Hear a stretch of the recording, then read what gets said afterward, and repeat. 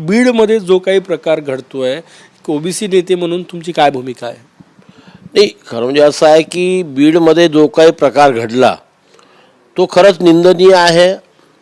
त्याची एवढी आपण टीका करू शकतो, ती टीका आपण करू शकतो की अशा प्रकारे एका चांगल्या सरपंच माणसाची हत्या जाहीरपणे होणं ही फार दुःखाची गोष्ट आहे.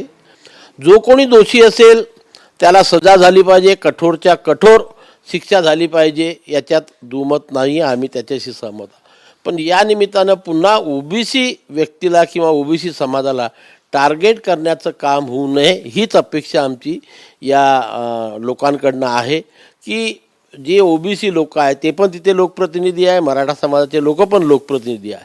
पण या घटनेच्या माध्यमातून ओबीसी समाजाच्या नेत्यांना किंवा ओबीसी समाजाच्या कार्यकर्त्यांना टार्गेट करण्यात येऊ नये. जे वातावरण आता शांत झालेलं दिसतं आहे अशाच प्रकारचं वातावरण भविष्यामध्ये राहावं एवढीच आमची अपेक्षा. कॅमेरामॅन सचिन सायमसह गजानन माटे, TV9 मराठी, नागपूर.